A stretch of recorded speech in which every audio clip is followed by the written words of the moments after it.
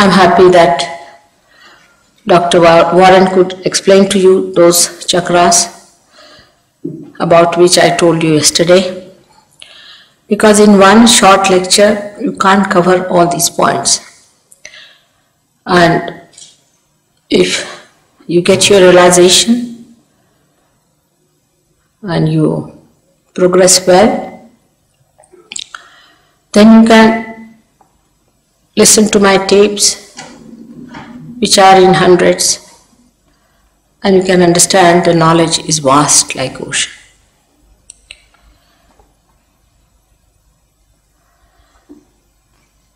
As I yesterday told you, that when you get enlightenment, you become the knowledge. It's a very confused statement. People don't understand what does it mean to become the knowledge. The other day, a gentleman came to me and he told me that my guru has already given me the knowledge. I said, how?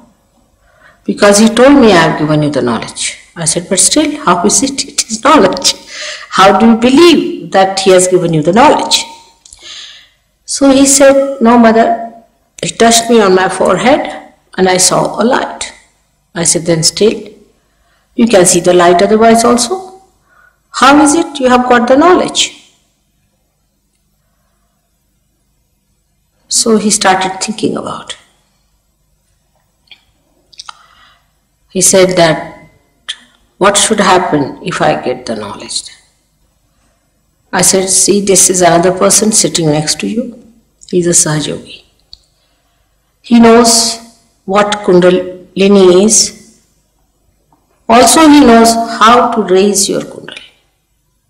He knows what is your problem, what your chakras are catching. He also knows what are his problems. So he asked me, how does he know? I said, he has become the knowledge. As yesterday I told you that on your central nervous system, you should be able to feel others and yourself, which is inside. Now, for example, a person who is mad. When he started becoming mad, he did not realize.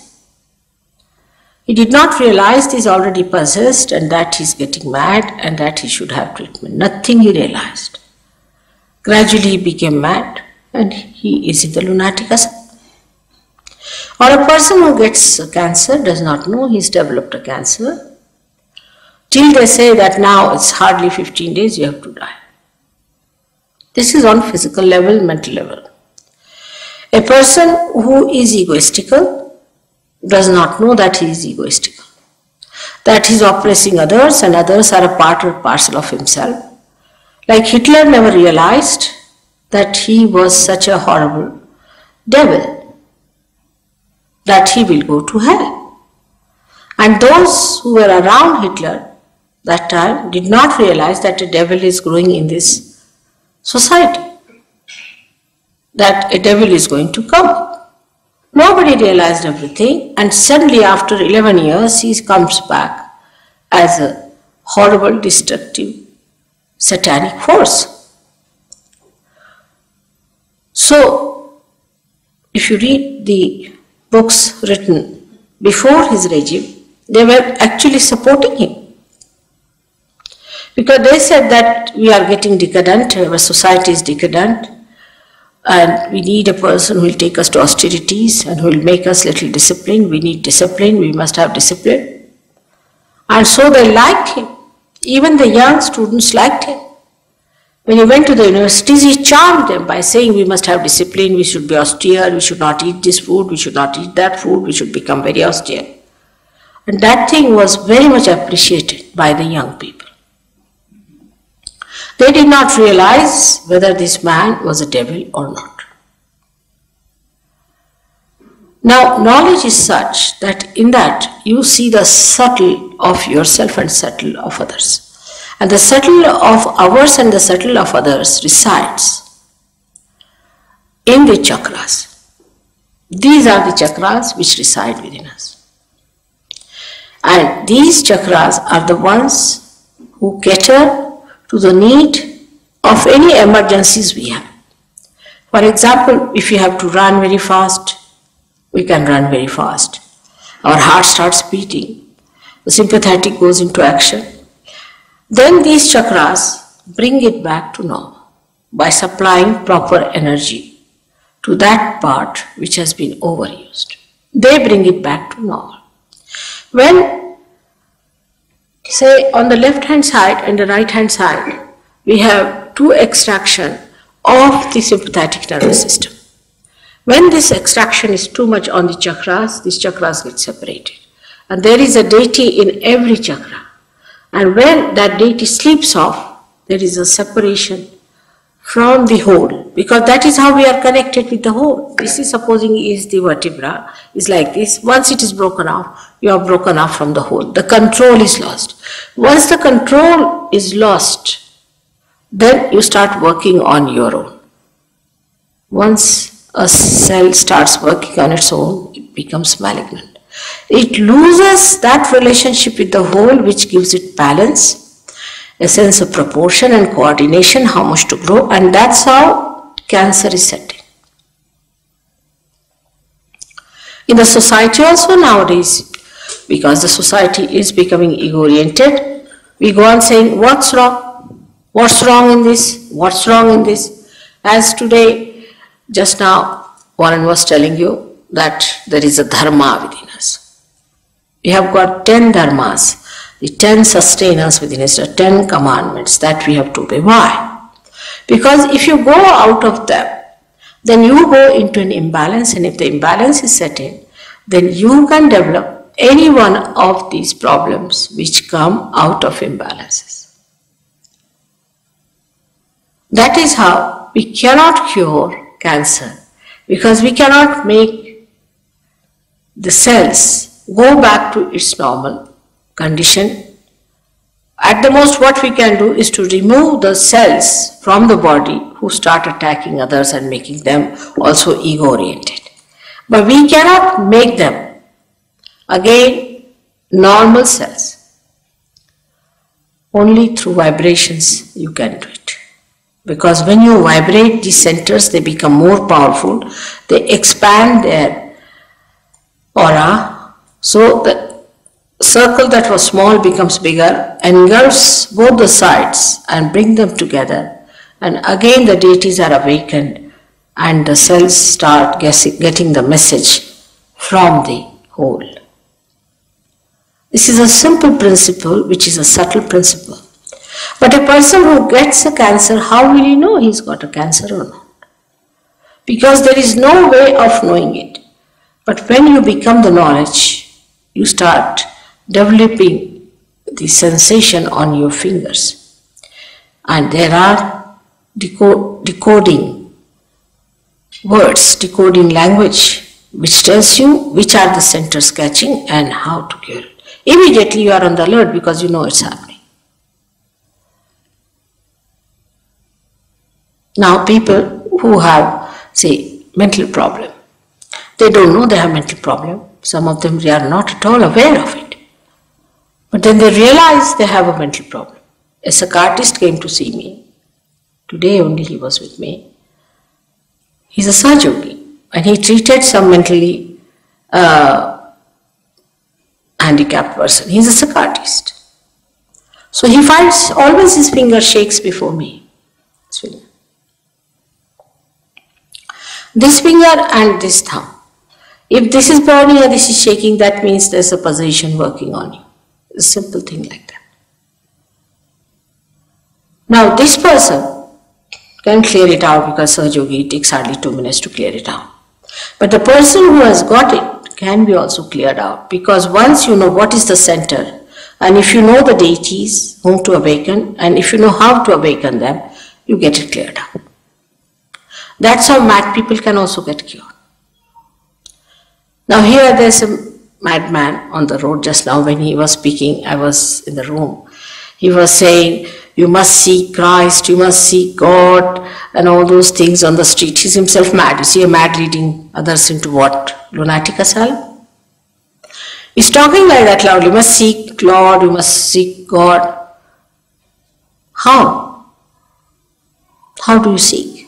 Just giving lectures, seek the Lord, seek gods. Is this the way? If I say now, put your attention inside, just now you are sitting before me, a simple thing. Your attention is towards me. Now turn your attention inside. Can you do it? You may say, yes, we are doing it. That's wrong. That you are not doing at all. Something has to happen within. Unless and until something happens, your attention cannot go inside. Many people just believe into something false. Go on believing into it till they suffer from it. I have seen people who have been like that, fanatics.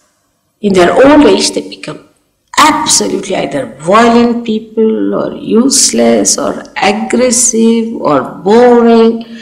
Some of them become really half mad and some of them full mads. So believing into anything without the knowledge about it is a very blind game. Now sustenance has to be there. Now we can say in India we have Sikhism, which is a very great religion. But the people who belong to Sikhism are not supposed to drink at all. After all, Guru Nanak, when he said you are not to drink, because he knew about it, he knew what he was saying about it. He was an incarnation of the primordial being. He was the primordial master. And when he said that you should not drink, now I am told that in England the Sikh people drink more than even the Scotland people. It's more surprising. Imagine. Say about Islam, because Muhammad Sahib and Nanak Sahib are the same persons. He said the same thing. Moses said the same thing. Ask the Jews, what are they doing? He said strong drinks, alcohols, all must be avoided. At the time of Muhammad Sahib, there were no cigarettes. So he didn't say about cigarettes. So Muslims think, oh, cigarettes are alright, doesn't matter. You see, these things are there are so many loopholes. In India, we have communities and communities like that where you go and see, you will be amazed. Like Jains, they won't eat meat, but they will drink. Can you imagine? Drinking goes against your awareness is a fact. While Mahavira has talked about nothing but Chaitanya. Buddha never said don't eat meat. That doesn't mean that you should eat meat. But what I am saying, he never talked on that. That's not so important. He himself, Buddha himself, died because he ate a raw pork. He went to a house. You see, Buddha was a realized soul, a great personality. He was an incarnation. And he went into a house where, as a guest, suddenly he appeared there. And the person was just a hunter. And he said, oh Buddha, you come to my house, what should I give you, what should I do? He said, I have very little time, whatever you have, you give me. He said, I have killed a wild boar, but the food is still to be cooked and it will take some time. He said, all right, give me half meat. And he died of that. Even in Jainism, you will be surprised that Neminath is the first one who was the cousin of Shri Krishna. In his marriage, there was a big function and lots of birds were brought. I mean, they were Jains, imagine. And the birds and all that, when he saw so many killed, he got a kind of a feeling against it and he said, all right, no more of this. But they have gone to another extreme of vegetarianism. I mean, they can be very cruel themselves, but they don't mind that. They can be vegetarians. To such an extent that you can't imagine. So this is the problem with the religion has been, that you go to extreme of things. First thing about religion is not to go to extremes. That's the basis of every religion. For Christianity, you know, Christ has said, keep away the dead. Have nothing to do with the dead. He took out the dead spirits and put them in the pigs and put the pigs in the sea. You all know that story. But every church has got all the dead lying under their feet. You don't know how to walk in the church, they are all lying down there. Luckily I have been living, or unluckily I should say, living next to the church all the time I have been in London. And in the night I see all of them coming out of the graves and I say, oh God. And here the children sit down, pray to God and everything. And what do they get? No wonder Catholicism is bringing such a catastrophe over this so-called Christianity. I mean, the basics of every religion has been contradicted by the disciples. Because Christ is the one who controls the dead. He is the one who sucks the effects of the dead. And he absolutely banned them. Everywhere you go, any church. Only in India they don't do it. Somehow I don't know how they have managed it. But here, every church you go, there's dead bodies lying everywhere. Sahaja Yogis now don't go to church because they're frightened. Once a Sahaja Yogi is caught up by a spirit, immediately he knows he gets a headache, he doesn't want to go there. But a person who is not a Sahaja Yogi, he goes to a church, he catches the bhoot, he does not know. One of my disciples had a mother who was a Catholic lady, very staunch Catholic. And she was MA in mathematics and things like that, you see, a very staunch Catholic. She came to see me and I told her that you should give up all this fanaticism about church going, because in the church there are all these dead bodies placed there. But she wouldn't listen to me. Now, then after old age, about 60 years, they go mad actually, really. And she started using her B-day for WC, all sorts of things, problems arose. But she would get up in the morning of Sunday, get ready and go to church and come back very nicely. Every time it was a Sunday, she would get up, she would dress up well, go to church and come back. As if somebody was taking her down there. And somebody was bringing her back. But one day it happened that she got lost.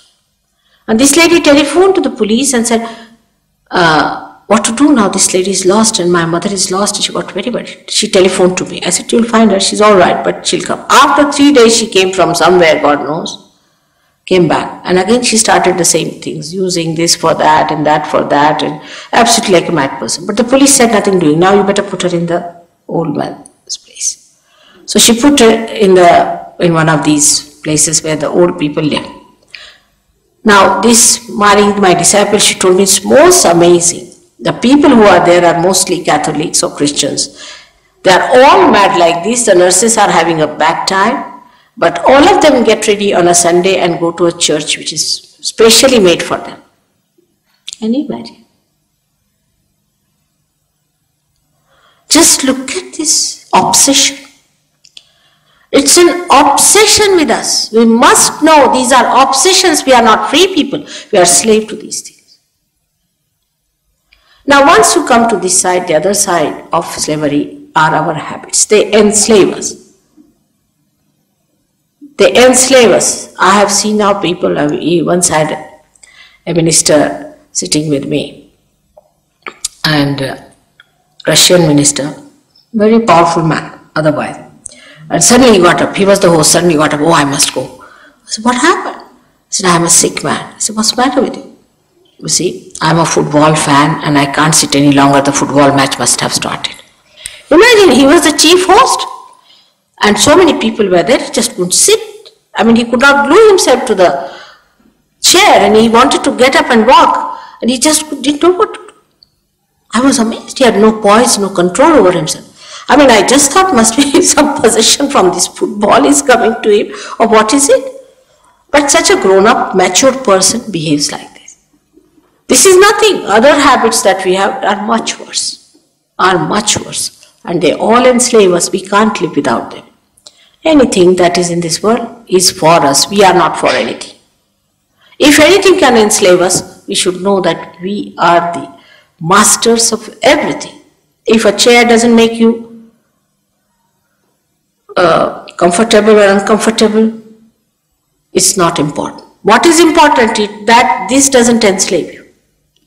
Nothing should enslave you. The one who is a king, who is the emperor, is least bothered.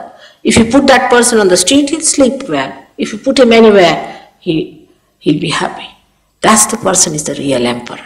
But not the emperor who cannot live without complete comfort. If he's slave of the comfort, then he is not an emperor. All these things we can learn when our center here, Nabhi Chakra, is awakened. When the light spreads in that area, in the void, the green color you see, then what happens immediately in that light? You don't see anything, but the light works. Enlightenment is such that it goes into action. The light itself acts. Can you imagine? The light itself acts in you. We had a doctor who was very fond of wines, drinks, and I never tell you don't drink. I never say that because I don't want people to run away. No, nothing of the kind. You sit down comfortably, just take your realization. Then we'll see about it. This fellow gave up his drinking next day. But then he had to go to Germany. And he thought, I better try some special type of wine that he had liked. So he tried it. And then he vomited. Guru Bear, he said the taste was so bad. I had never tasted such a dirty thing. I never told him. It just happened. He saved money. He could buy things out of the money he saved. He was a free bird. But I don't have to tell you this because we are so addicted and identified that even if you say that this can happen with Sahaja Yoga, many people will refuse. Our identifications have gone so deeper into our being, Our hangs up, as we say, that we are not free people at all. We might be free politically, all right. But this is so superficial. The spirit is the only thing that is free within you, which has no hangs up, which has no habits, which does not stick on to anything, is completely detached and emitting joy to us. It is a thing that makes our spirit, our attention so enlightened. Now, enlightened attention, as I said, is not the attention that we understand that there's a light, we see the light, nothing of the kind. But with this enlightened attention, our awareness becomes enlightened. So that we start feeling other people on our hands. Like the other person here sitting yesterday, you must have seen. आप जरा ठीक से बैठिए, सब लोग क्या सोचेंगे? कायदे से बैठिए, आप हिंदुस्तानी आदमी. The other day, one gentleman was here and he told me that your energies are different from mine. Nothing of the kind. If you have negative energies, for the time being you will shake. Definitely you will shake for a while. No doubt if you have too much negative energies. Like once we had a program and some people were there, some Brahmins. And they were very much against me because I am not a Brahmin. They said, we'll not have a mother's program. I didn't know all these stories. They never told me. But they came before me and started shaking like this. So I said, why are you shaking so much? They said, we are Brahmins and we understand you are Shakti, so we are shaking. I said, but why are you shaking? Nobody is shaking here. So they pointed out to other 4 people. They said, see, they are also shaking. So I said, go and find out from where do they come. They went and found out that they came from lunatic asylum. I said, relatively you should see who are shaking, are you or these people, nobody else. So if there are negative forces, do shake a little bit. But we should see again, what's the use? What's the use of getting this energy within us? That is very important because we are utility-oriented people. Everything must have an utility. As it is, what do we have which has utility in this world? Nothing. If we had something which had real utility, we would not hanker after anything else. The hankering is still on, so we should conclude that whatever we have got now is not the ultimate. The utility of the ultimate is that once you get the ultimate, everything becomes relative. Everything becomes relative. That is, what becomes relative is all these changing things, all those things which are perishable, all those things which try to enslave us, all those things they are attracted outwardly but inside they are like snakes. And what we become is a detached personality. आपको कोई शिकायत है क्या? Sorry, yeah? शिकायत है, इससे some problem होती है. तो फिर आराम से बैठिए, पर सामने बैठे ना ये लोग उसका गलत समझ लेते हैं. Now, our idea about any understanding about religion is that we go to a limited church and a limited society, limited club, do exactly the same, wear the same sort of dresses, wear the same sort of cap or things, we belong to one religion. There is nothing like that. It's all man-made. You see, it's all artificial. Whatever is man-made is artificial, you know that. They write it down also for all the clothes that are made by man. They say man-made material. So it's not God-made. It's we have made our own religions and we are fighting for it. The religions are something within yourself, within your being. It has nothing to do with what sort of nonsense we have made out of it. This is the quality of a person. Like carbon has got 4 valencies, you have got these 10 valencies. And if these valencies are missing, then what happens that as in the combination of chemical combinations you have seen, if one valence is missing, it becomes a negative and then it combines with another. So there are negative and positive valencies. So if you have some additional valencies with you, then you jump onto other people. If you have less, then you catch some other people. It's exactly the same as it happens in a chemical compound. Now these valencies within us are to be there to give us a balance, and that's what Warren has told you what it means. When you get your realization, your dharma, your 10 commandments get enlightened, means you get empowered. You become that. You go beyond religion. You don't have to follow anything, you just become. You become so integrated. For example, some people, it doesn't suit to have, say, potatoes. They will just don't like it. Just don't like it. Before realize it's just the other way around. If they are not supposed to eat potatoes, they'll eat potatoes more. After realization, you won't just have it. You won't have it. You are so integrated. The sustenance within us gets so enlightened that our priorities change completely. We start judging everything on vibrations. Now we have a little girl, you have seen Olympia. She eats very little, practically solid food she does not eat. But if I give her anything to eat, she will eat. From nobody else. But if I give her anything, she'll ask for more and eat. It's surprising, she understands vibrations. If you understand vibrations, then it is very easy to retain your valencies intact because you are empowered. Not only that, but you just don't like anything else because you like the vibrations to flow. When the vibrations are flowing, the spirit is emitting through your central nervous system the joy. That is the quality of your spirit. The joy you start feeling. And when you start feeling the joy, then you don't want to give up. For anything, just don't want to give up, you want to enjoy it. So you become the knowledge and the attention which is actually placed in this area and sustained by your liver becomes enlightened. As I told you yesterday, sitting down here, if you want to feel about anyone, you can find out. Like just now I saw one gentleman sitting little awkwardly. I thought he's not sitting properly. I said, sit properly. But then I paid attention to him. I knew he was not well. So I said, have you got any problem? He said, yes. I said, then it's all right. So with attention, you immediately understand a person, what's the problem with that person is. Sitting down here, you can find out the vibrations of anyone. For example, now we can say, if there's no Russian, that. Should I say or not? Brezhnev is possessed. He's a possessed man just now. I'm going to Russia. I hope I'll take out his possessions. He's a possessed man.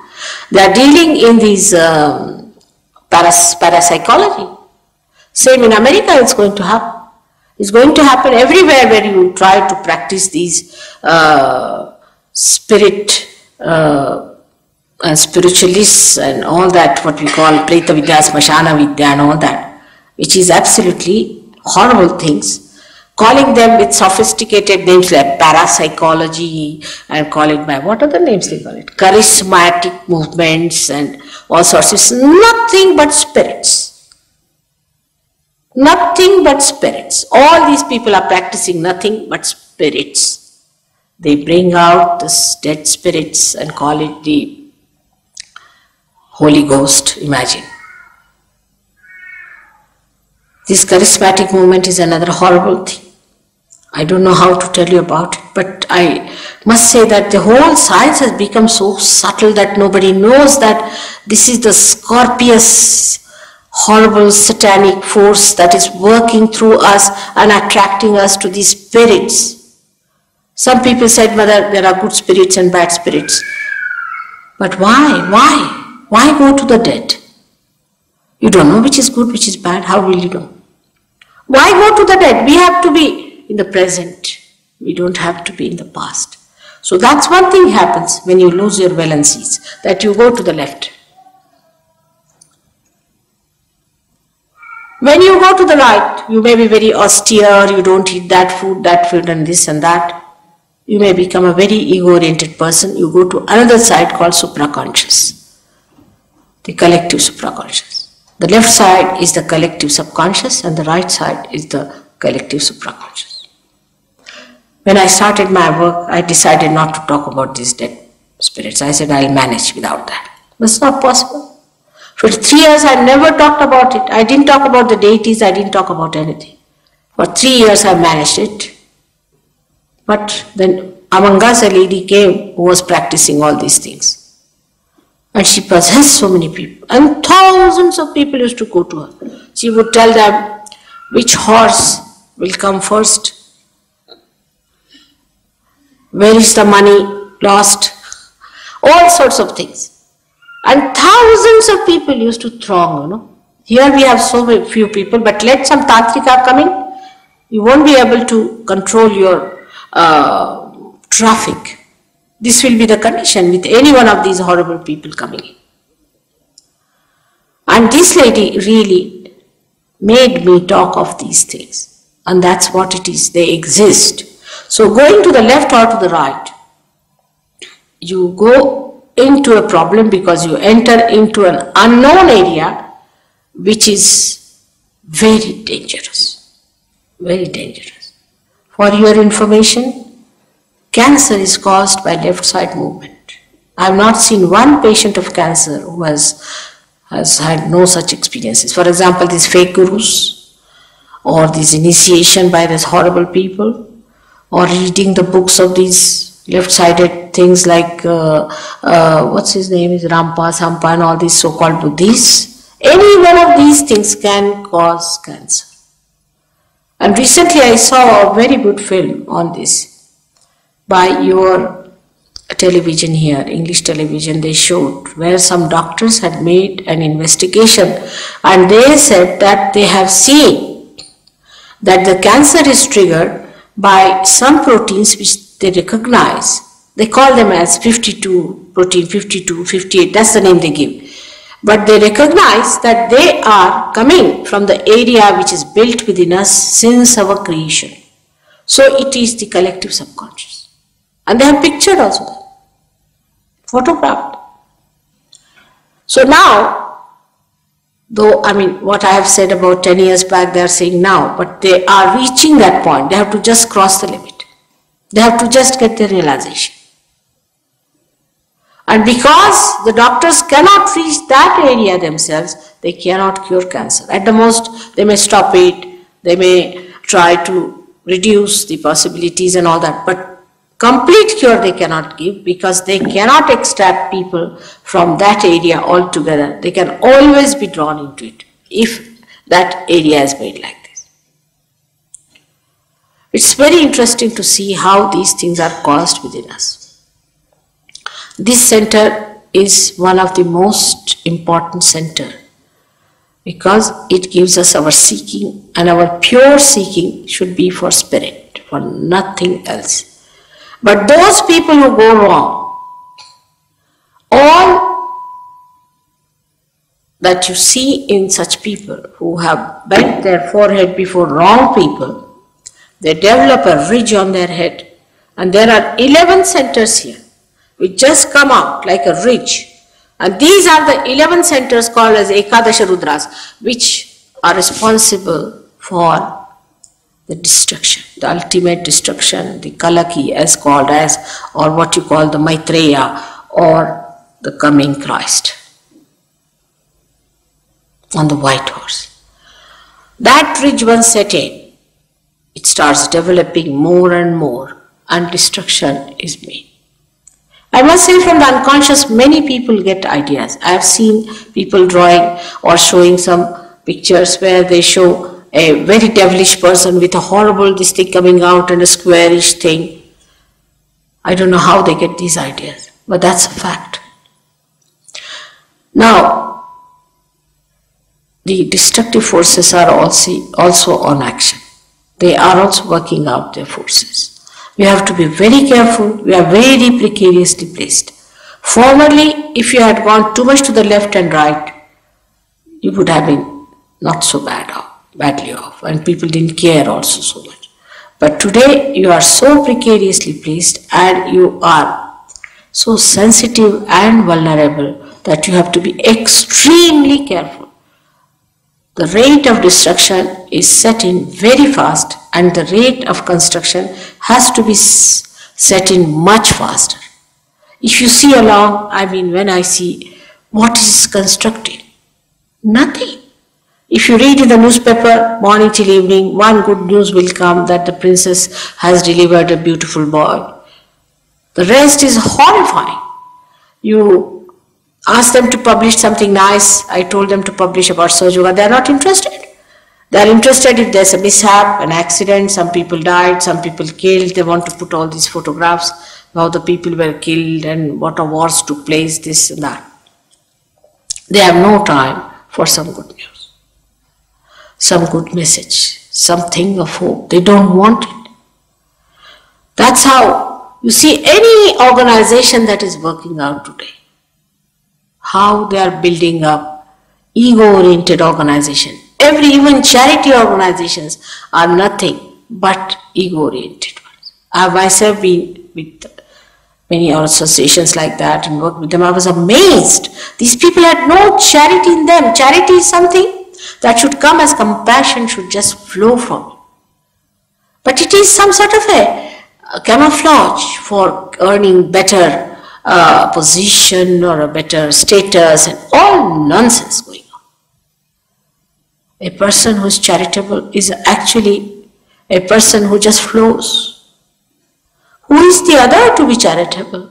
If they are the part and parcel of me, whom am I going to be charitable? If this finger is paining, am I going to be charitable to this finger? I must look after it jolly well, because it's paining me. I have to do rubbing of it, whatever is necessary. I have to do it. And that's what people don't understand. All this kind of our facade will one day fall down, and we'll find out that we have been wasting our energy over something very, very trivial. Actually, the all-pervading power does everything. We do not do anything. Believe me, we do not do anything. How many flowers are turning into fruits just now? Who is doing that job? How many seeds are sprouting at this moment just now? Who is doing all that? How many children are born at this moment? In the human body, no foreign matter can stay. No foreign matter. It tries always to expel it. But when it comes to fetus, not that the body only keeps it there, but sustains it, nurtures it, looks after it, makes it grow, and when the right times come, it throws out. Who does that? We take everything granted. Take our eyes. If you are a doctor, you can see what an intricate thing has been created as eyes, that we see people through these eyes. Who has done all that? Have we done it? Can we make even one eye? And we see so many different types of eyes. This is the compassion of God. This is the power of God that is all pervading. First time when you get realization, first time you feel that compassion. You feel those vibrations. You feel that all pervading power. You can now know that all pervading power is there, and then you can see the maneuvering of it. You can work it out. You can work it out. Use it. You are the instrument, as I say. You are the master. Only you have to become, assume that power.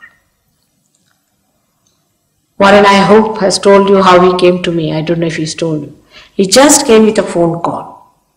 He had my phone number, and the person who sent him gave a big idea about me, that she's not available, this is that, and all nonsense. I'm the most available person. He just called me and I said, come along. When he came to my house, he got his realization. And now in Australia, he's transformed so many people. We have ashrams in 7 cities of Australia. England is the most lethargic, I must say. 7 cities of Australia are now there, ready to get it.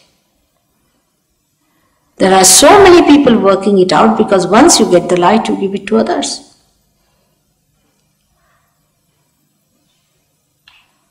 So now we move to another center. Above that is the center of the Mother of the Universe. The Father resides in this center, previous center, the Nabhi Chakra, and rises above and then settles down on to the right side. This is the fatherhood. Say, a gentleman yesterday told me that he had trouble with his asthma. I don't know if he's come back or not. Is he here? Yes, good. Now, this gentleman has asthma. Of course, I told him that he had trouble because of too much bathing systems of India. Indians, you see, we bathe too much. Apart from that, it comes from the father's grief.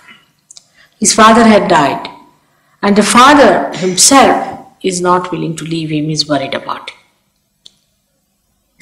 It can happen to any one of us. If a man is unkind to his son, it's a father principle. If the son is unkind to the father, so the father is hurt. It's the father principle if it is disturbed by any chance. Or suddenly father dies and you feel the pinch of that all your life. All that can work out here and you get this right heart catch. With that you get asthma. It is said that in homeopathy they believe that with more tension you get it. Because when we are more tense, you see, you remember your father. If he was here, he would have helped you. In the subconscious sometimes it works out. And that's how it adds to the problem. It is so simple to work out that you'll be amazed that if you have to just raise the principle of father in a person like that, who might be a dejected father, who might be a cruel father, who might be a son who has lost the father, can be anything. That you have to just put your hand on that part and just say a mantra, a chanting, which will raise or which will awaken the fatherhood in a full bloom, and you get cured. It's very simple. The center heart is governed by the Mother of the Universe. She gives us a sense of security. When you are at the age of 12 years, the bone that is in front here starts emitting antibodies. It creates antibodies within it till the age of 12 years. And then these antibodies are really the soldiers of the Mother of the Universe. We call her Jagadamba in Sanskrit language. And they spread to the whole of the body, and wherever there is an attack, they inform each other and they fight it out. These antibodies are created in the sternum bone, in the front side of the, we can say the ribs, where the ribs meet, thoracic region, that part, they stay there, are created till the age of 12 years. Now what happens in ladies especially, they are the mothers also. When their motherhood is challenged, they get a problem. Like a woman say her husband is a flirt, he has a roving eyes or sort of a thing, and she's insecure. Then this motherhood is challenged. And when it is challenged, she gets a problem there. And she gets a disease of the breast cancer and all that is caused by the insecurity of a woman. If a woman is insecure, she may be with any reason insecure, she gets this breast cancer. There was a girl who was married. She was married to a Catholic or someone like that. There was an inter-religion marriage, and the people of the boys' side tried to trouble her a lot. It's very common in India, but here also I see it is so. And they tried to sort of say these things to them and that thing to her and to her parents and things like that. And she developed this insecurity within her, that she developed breast cancer. Now when we are cruel to others, we don't know we are giving them cancers. What does it take for us to be kind to a girl who is married in our family, who has come to us? We are experts in saying things that hurt others. We learn from childhood how to talk to people so that they are really hurt. By hurting them, we give them cancers. But this only one realizes when you get your realization. Then you really understand that how much a person is suffering. Because you also feel a little pain there. Your whole style of talking, your whole style of behavior, of commuting with others completely changes. This center is very important. On the left hand side is the mother's side, and the mother itself is, if the mother is a lunatic, you get a problem there. You might get it, we call it a heart. There are two hearts. One is the heart of the spirit and one is the heart chakra. If a mother is a fanatic, she's a woman who is very fanatic about her food, things like that, then the children get it. It's a dangerous thing to play with children like that, to have complete discipline on the children and just keep them, must walk straight like a horse, put to things. And children should be allowed to have their freedom. Actually, when we suppress them too much, they become hooligans. That way Indians are better. They know how to bring up their children. They allow their children to have all the freedom. Just give them the idea of dignity. And when the children are so free with their parents in childhood, by the time they're about 4 or 5, they become extremely dignified. Like I see children saying words like, get out, get away. From where do they learn these words? They learn it from their parents, or learn it from friends, or someone they must be learning, because these words are normally not spoken by children. Get lost. I've seen a little child saying that, get lost. I mean, it's too much to say to someone. But it happens like that. Because we do not understand what we should talk before the children. How decently, we may be most indecent people, doesn't matter. We might be absolutely rotten people. Even a dacoit knows that he should behave properly before his children, because children will become dacoits. Even a prostitute will understand that she should not behave in a manner that the child takes to prostitution. It's a common sense that whatever we do, the children take so easily. So whatever you want to give them, whatever you want to impart them, that's how you should behave before them. But now as the society is today, people are not paying so much attention to their children at all. They are so, still the ladies are, the mothers are still like brides, busy finding new husbands. Husbands are still like bridegrooms finding new wives. And the children, poor things, don't know where to look. God knows in what orphanage they have to end up their life. Even the industries like that. I wanted to buy yesterday a pure cotton frock for a little child. I couldn't find anywhere. Not one frock I could get in the whole of Derbyshire and also in London, for your information, which was pure cotton.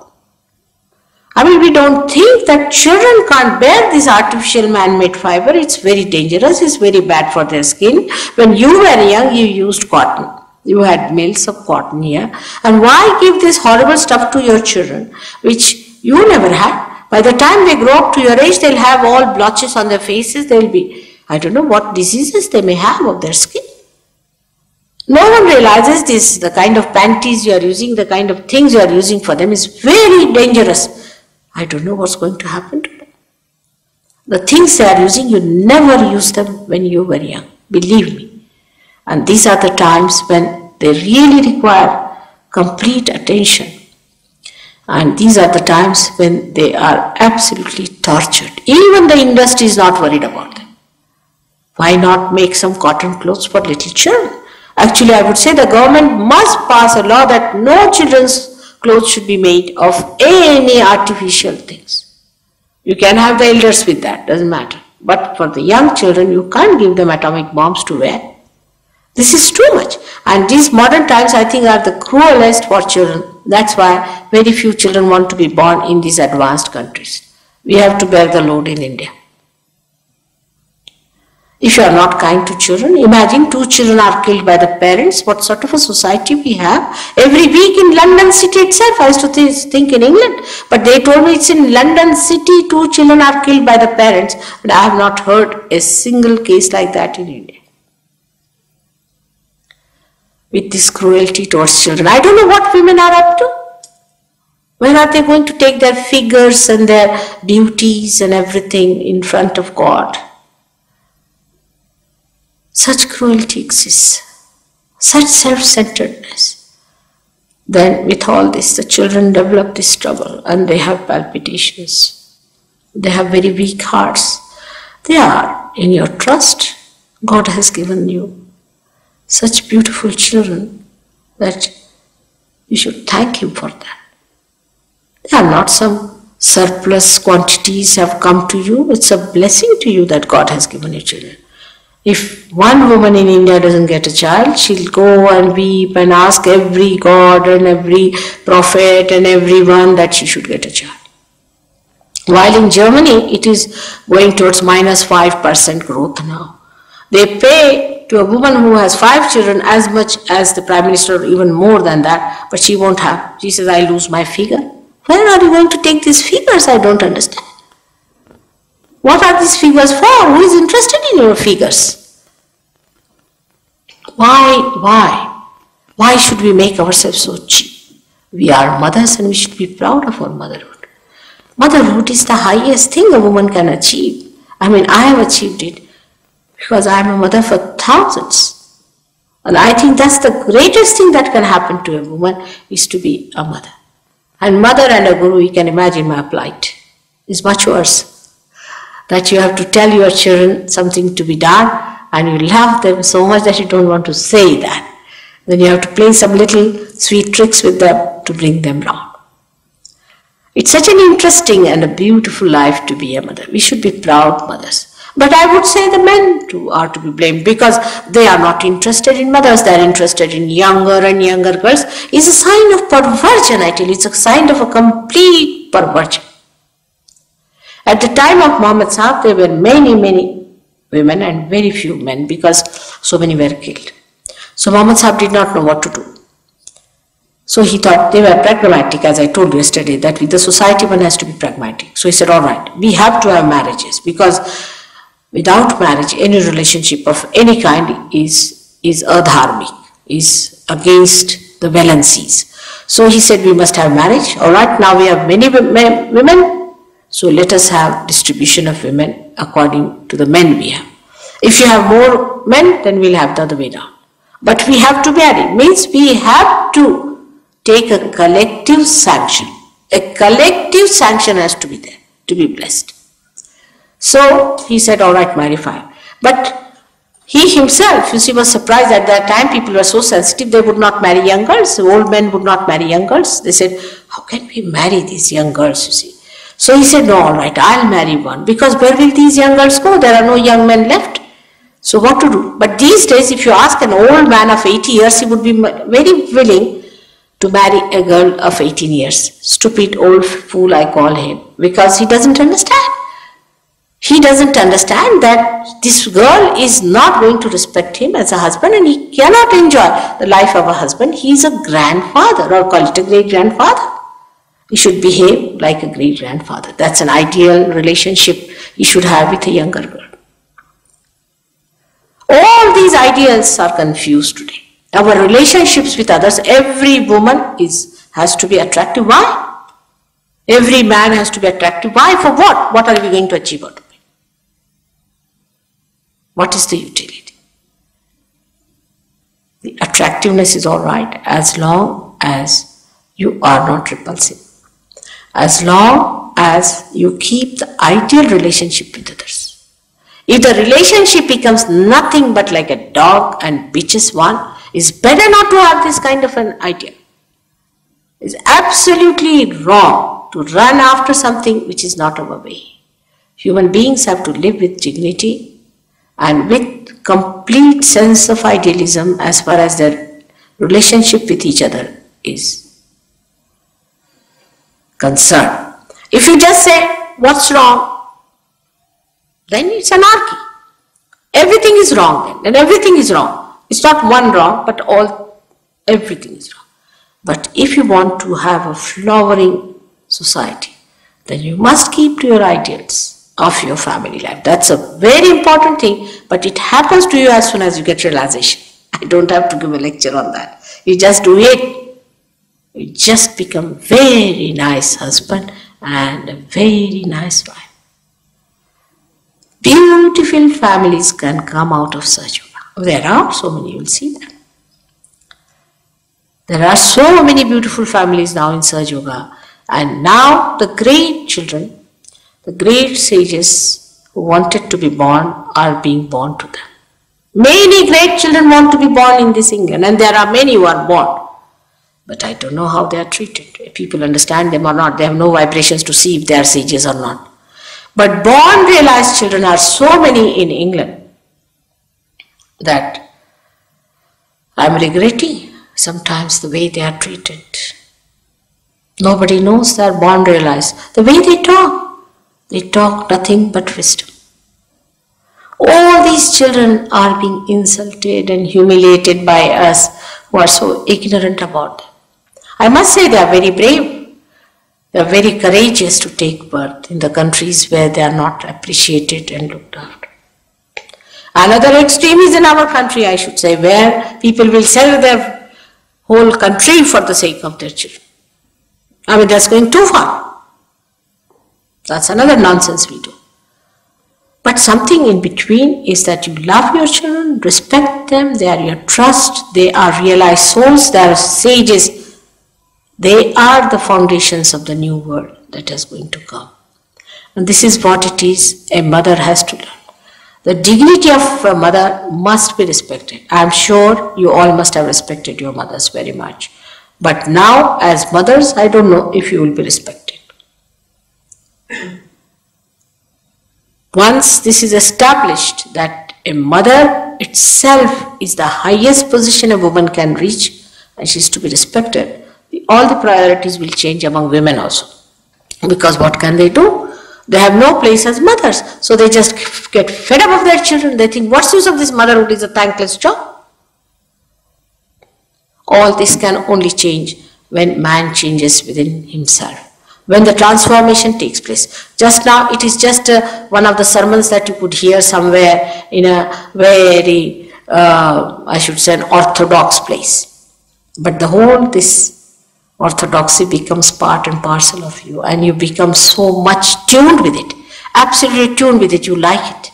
You like to love your wife and nobody else in that way, and the husband likes to love her in a special way, while the wife wants to love the husband in a special way. It happens.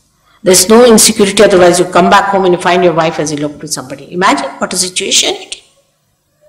I mean, since I came in first year, I got such a shock. We had a neighbor, she was 48 years of age, and her son was about 22, and he had a friend about 20 years. This lady eloped with that 20-year-old boy, and she had 3 other children whom she left. The house was sold. The whole house was, because under law, she gets half half of the property or something like that. And the 3 daughters are now on the streets. The younger 3 children, where daughters are on the street, who's going to look after them? The lady, 48-year-old lady, is still a bride, going to the church and getting married. There's no dignity in this, no love, no affection. Christ you follow. Christ has said, you say, thou shalt not commit adultery. I say, thou shalt not have adulterous eyes. He's gone up to that subtle stage. We follow Christ, we wear cross, we go to the church. Where are we? So I come to you, to another center now, is the Vishuddhi. This is a very important center in human beings, because when this center is awakened, you become the witness. You become the collective. This is the center of the collective being.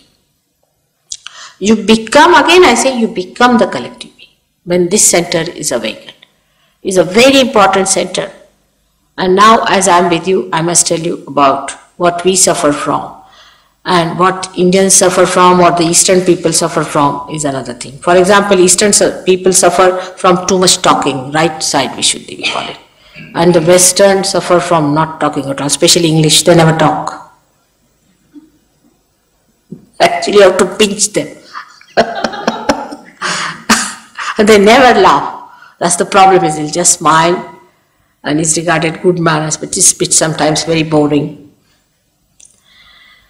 Now the left Vishuddhi is a thing which is very much more subtler than what we think of. Is a very funny sort of a situation where you get a left Vishuddhi, and that you get very commonly among the Western people, because they have developed a new sense of guilt. I mean, everybody is guilty. Without going to the courts, without committing any guilt, everybody is guilty all the time. Like a lady, oh, I'm so guilty. What happened? I didn't say thank you to her. So doesn't matter, what is it to be guilty after all? Oh, I'm so guilty. What happened?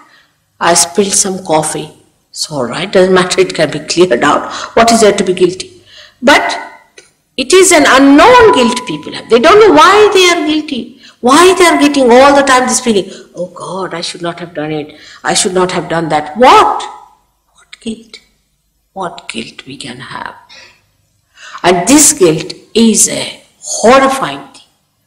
I have seen start from America, England, Portugal, Spain, Italy, all that, Switzerland, all these places, nothing but left Vishuddhi is the first problem and the last which I have to conquer.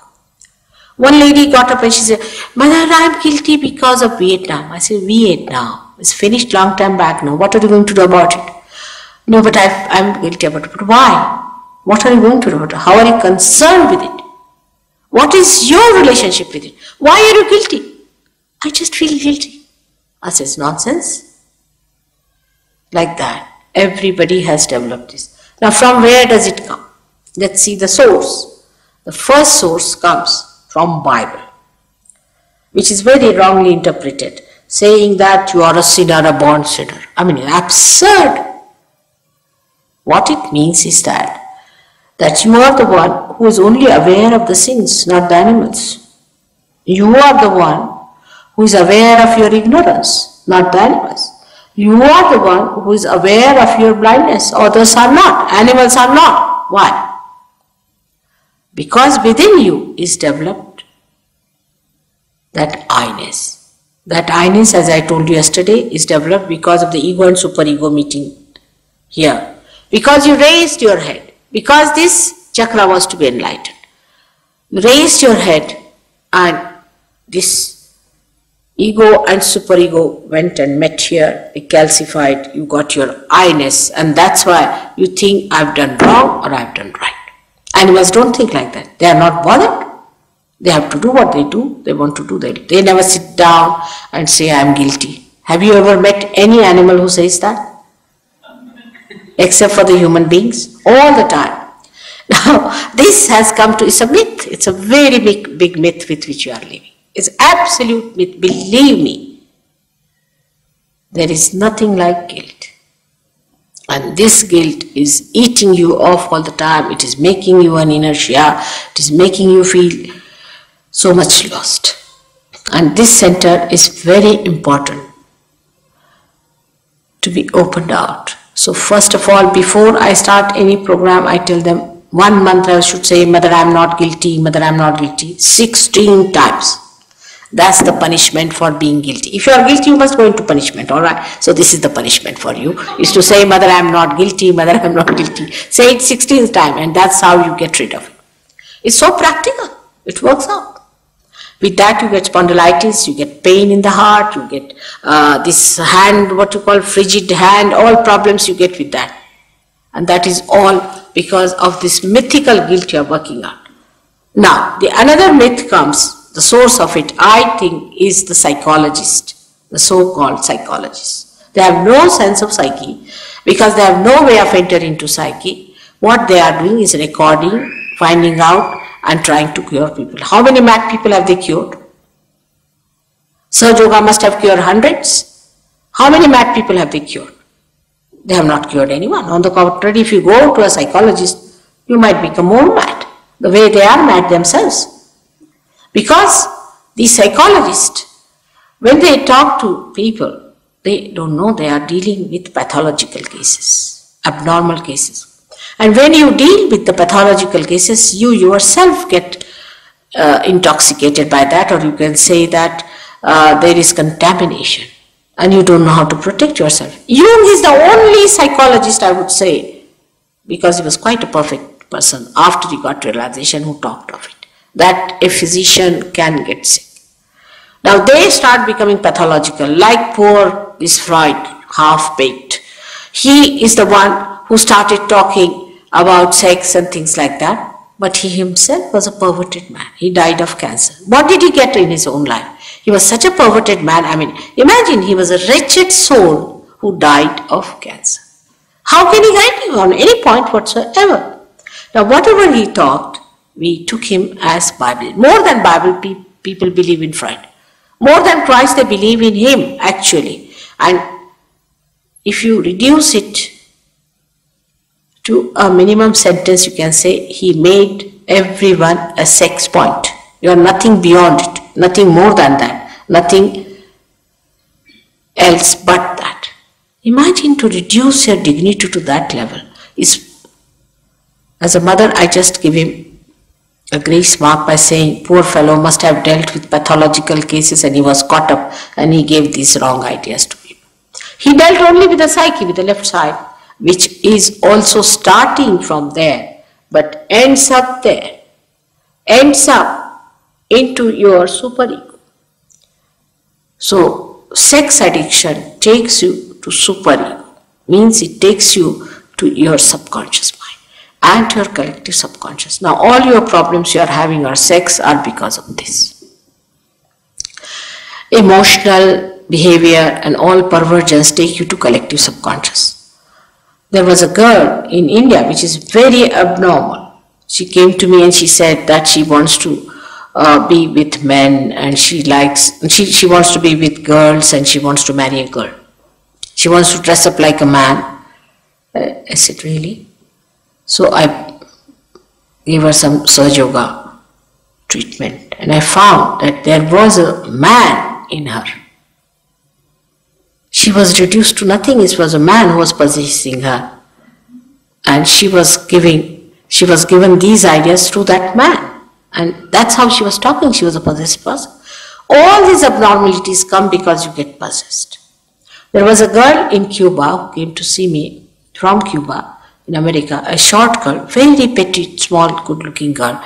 And she told me, her husband told me, Mother, surprising, my wife can take whiskey bottle neat like that, one she can drink it down. So I said, all right, sit down. I gave her a bandhan, as we call it. And I saw a big, huge, like a globetrotter, really a very huge Negro coming out of her. And I looked at her. I said, do you know any Negro? She said, Mother, do you see him? Do you see him? He is the one who drinks. I do not drink. She said to me. And when he was distracted from her, she became such a sweet wife to her husband. All these abnormal behaviors, when you overdo it, lead us to that collective subconscious where you catch all these horrible people. Also, it can lead you to collective supraconscious if you become very, very egoistical. Then you can become Hitler. What's wrong? What's wrong? What's wrong with Hitler? Nothing wrong. He was perfectly correct when he said that he has come to save all the Aryan race and his nose was a specially made one. I mean, God must have been surprised to hear all that. I mean, you have to create some variety, isn't it? But this is what it is. I mean, these absurd things that we do in our life as saying, what's wrong? We jump into those ditches where you cannot return without some load on your head. And those loads work out all the things and you become such abnormal people. Then on the streets you will stand and shout like a madman. And if you provoke them, they are even worse. So better not talk to them and argue with them. Forget them. All those fanatics that we see are nothing but possessed people. Most of them are possessed. I would say so many of presidents and these despotic people, most of them are possessed. I meet them, I shake hands with them, they shake before me, and I know that they are possessed people. How are they there? They should not be there. They are possessed, they possess other people, they make them work out, and all this aggressiveness starts through their possessive powers. So this center is the one which brings you back to normal. And then once the Kundalini rises and touches your fontanelle bone area and opens it out, then from your hand through this center, that collective personality starts manifesting. You become the collective personality. You become, again I say, it's the actualization. It is not that we are brothers and sisters, let us form United Nations and make good money out of it. It is actualization that you feel another person within yourself. And this is what is most important. This center, I mean, I can talk about this, I don't know how many hours, but this center has 16 subplexuses. And it looks after your eyes, nose, ear, nose, throat, everything, neck, even your face and all that is governed by this. A collective person, a collective being has a face which has a coefficient that even the face can emit vibrations. But this is to be seen only through vibrations. You will know who is the collective being. The most important is this part of the head where I told you that when you bow yourself to wrong things, this is the biggest obstruction, is the lower plate of the brain, which is called as murdha in Sanskrit language. It's very important, gets swollen up and a big barrier is built and you become a person completely cut off from the all-pervading power. Means all the protections, all the guidance, all the nurturing things, everything starts disappearing from your life.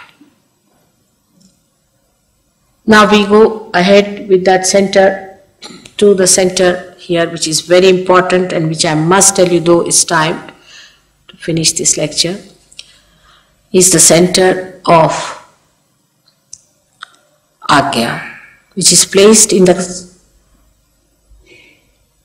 center of pituitary and pineal body, which controls our ego and superego.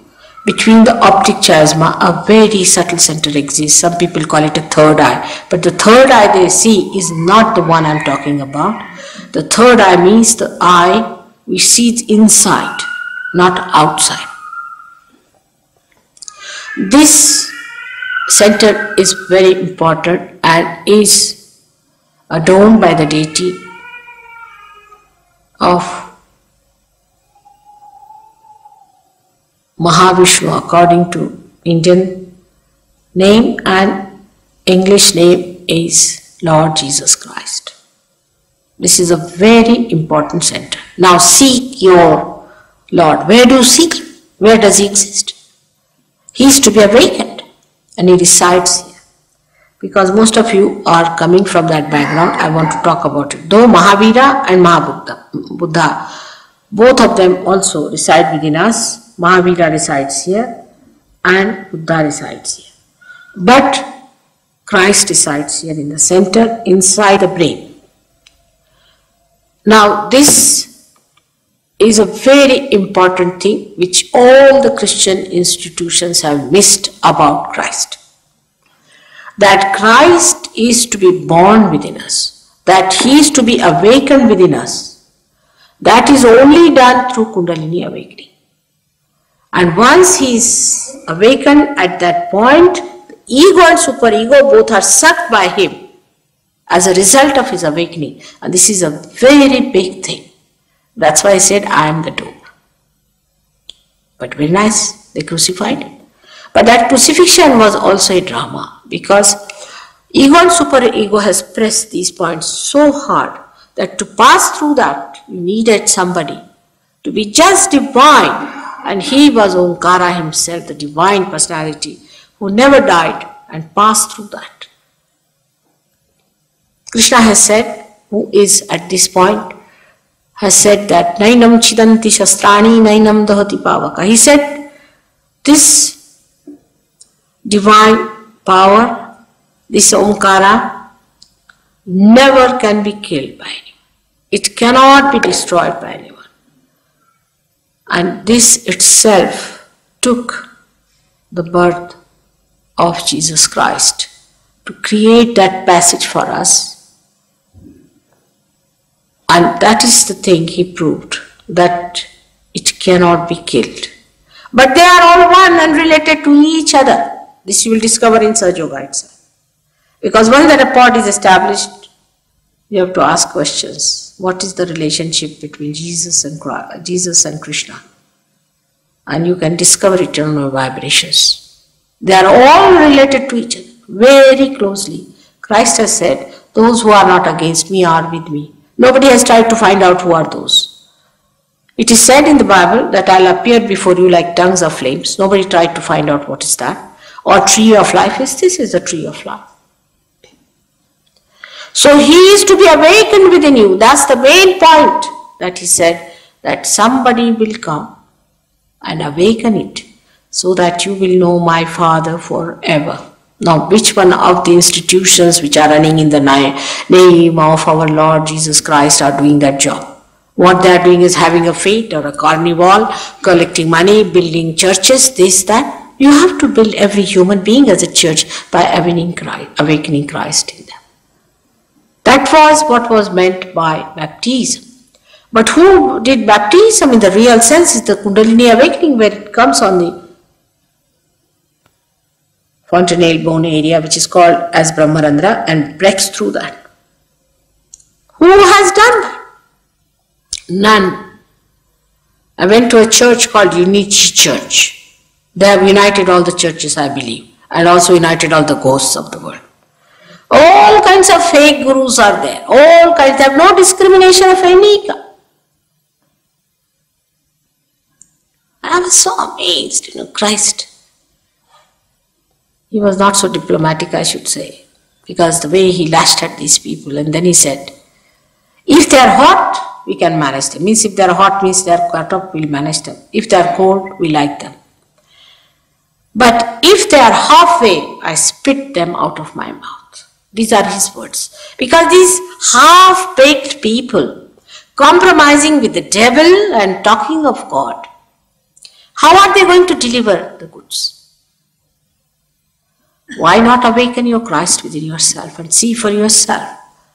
You'll be amazed when you raise the Kundalini and Kundalini comes up to this point and it cannot go further. Among all the Christians, this is a problem. You have to ask them to say Lord's Prayer and it works. That's a mantra.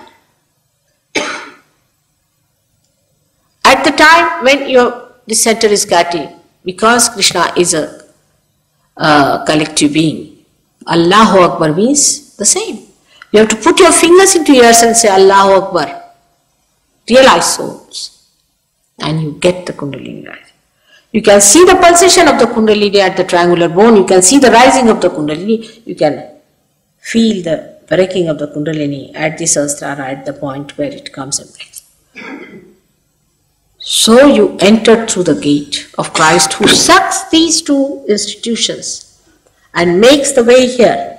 And once the Kundalini rises about Agya, you become thoughtless. The limbic area is the kingdom of God, from where you are guided and the Kundalini passes through. That's the last job that is to be done, and now it is done. That is done, now our Mass. It has to be done. It was to be done. It was promised. The time has come. But where are the people? Sometimes I wonder. I'm in England now with you.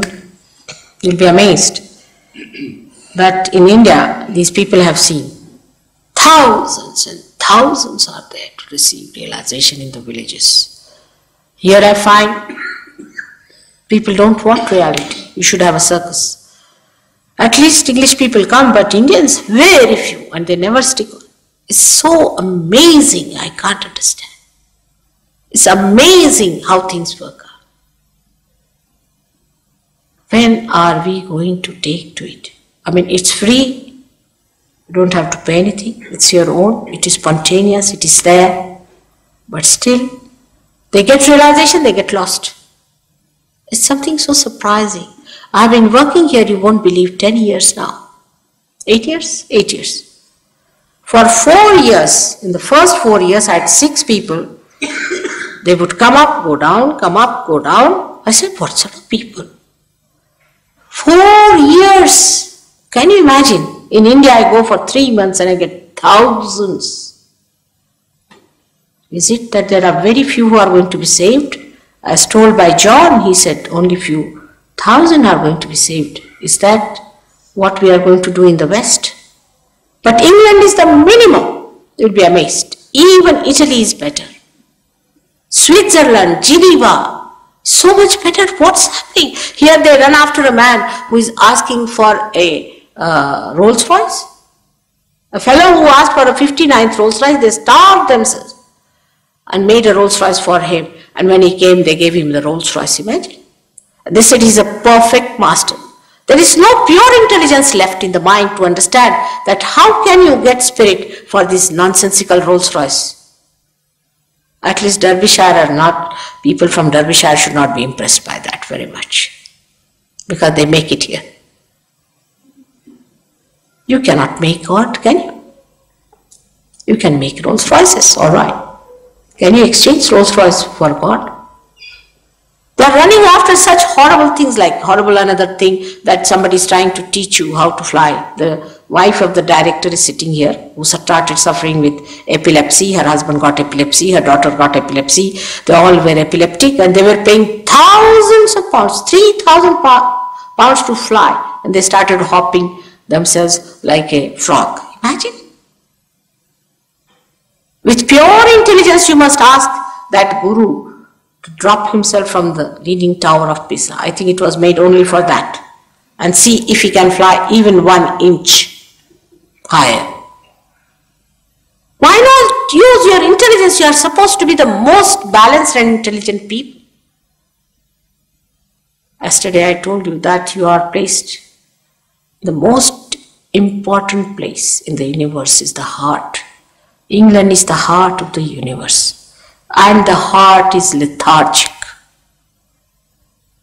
What can I do? You have to tell me, what am I to do?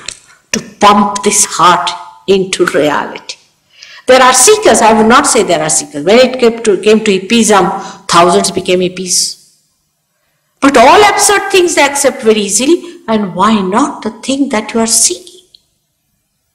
It's beyond my mind, I cannot understand. Now, I didn't come to this place as an immigrant, as I told you. I came here because something happened and my husband got elected to this country, which was important, which was, I think, was preordained, was to be.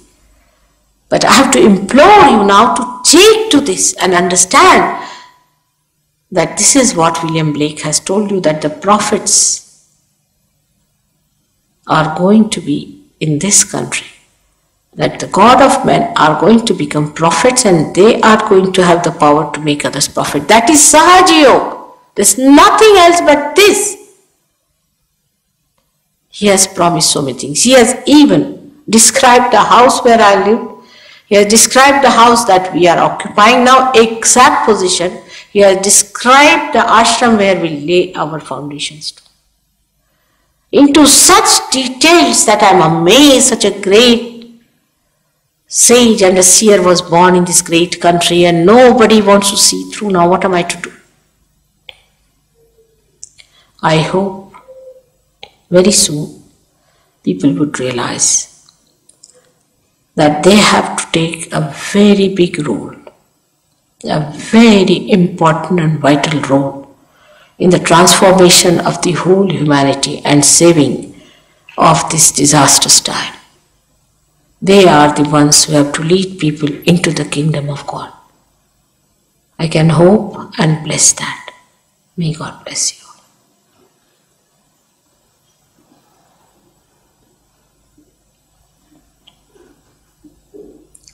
Luckily, we have a very good standard of the Sahaja Yogis in Derbyshire. Really surprising.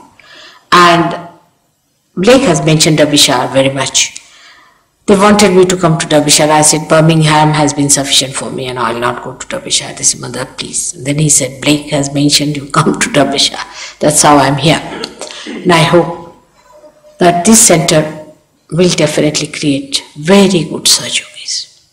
Great prophets can be created out of this. After all, Blake has mentioned Derbyshire very strongly, recommended it. But what I find today when I went for a drive, there's a lot of black magic on. People are indulging into horrible, horrible things. I was worried, quite worried. It's a very dangerous thing. It's dangerous for you, for your children, for your families, for everyone. And I found those pockets. I was amazed how they are prospering here. May God give you strength and proper wisdom to understand how you are placed in relation to the great work of God. If you have any questions, we can have for about 5 minutes. Yesterday, many people asked questions. Actually, first day only I allow people to ask questions, because second is quite a waste of time. Now, don't ask personal questions, for heaven's sake. Don't ask any personal question. That we'll attend to them later on, personally. They can be attended to. But anything general, if you want to ask, please ask a question general.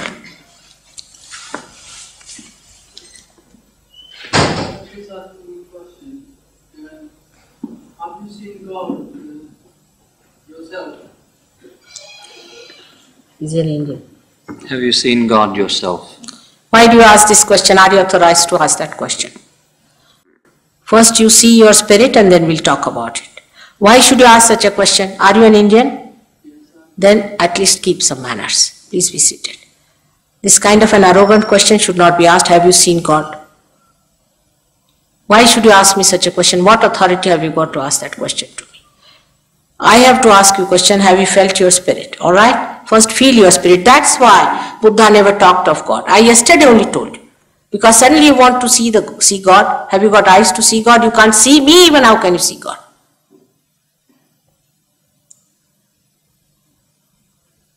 First of all, become your spirit.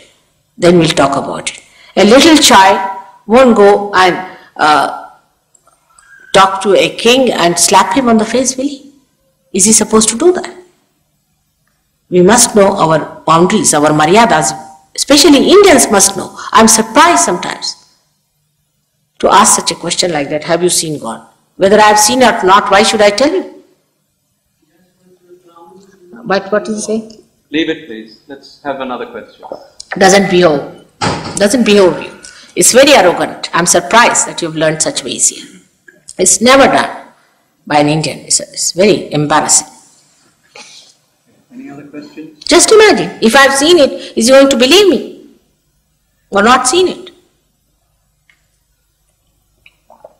ये हिंदुस्तानियों का हाल है. हमारे तो नाक कटा के रख. इतना रद्दी लौट आया हुआ इस देश में. All the scum has come sometimes. Any other questions, or would you all like the experience? I mean, what a question it is. Have you seen or not?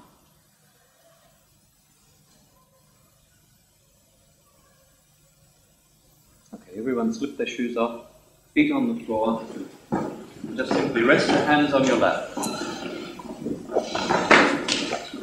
अपनी मर्यादाएं तक नहीं रह गई. Would you like the other microphone, or this okay? This microphone okay? Oh, I would like to have because I can speak, but I will not touch it very hard. Different type, but he is a master of philosophy from Banaras University and all that, maybe that. But in India you won't find such people. I don't know from where these materialistic, absolutely gross people are there. I mean, what a question to ask me.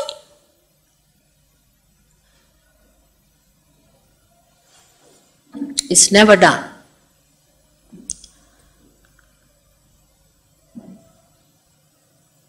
I am here to give you self-realization. That's all. And you should get it. That's your right. This is a bank, I should say, and I have to sign your checks. That's all. If you get your check signed, that's all. Finished. That's my relationship with you. I'm not going to tell you about myself to get crucified again. Christ tried to tell something about himself, and they crucified him. Now, if I tell him, of course, I know about God, he's not going to accept. If I say I don't know, then he's not going to accept. Stupid. Indians are not stupid at all. They're very wise people, I must say. I'm surprised from where the stupidity has come. Very wise. Indians are very wise because it's a yoga bhumi. You know? It's such an ancient country of ours. You don't know the praises of this country, I tell you. Do not judge them by the people you see. No. It's a very great country. It's very great, spiritual, absolutely spiritual country.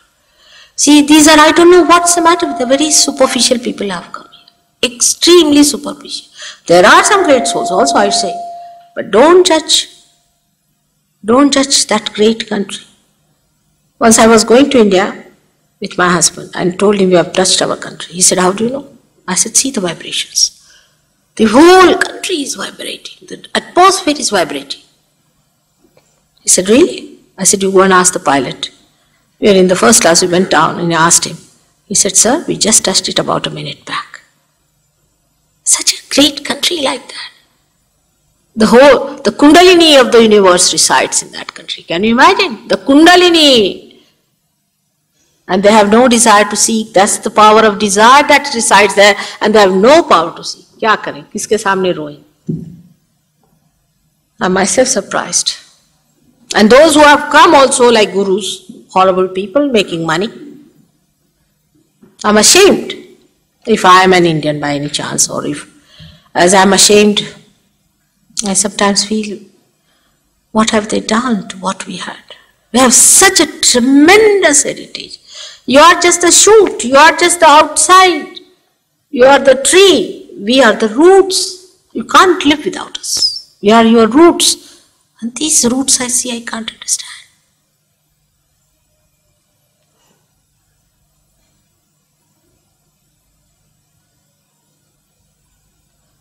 Still, it's all right. It's the concern of a mother.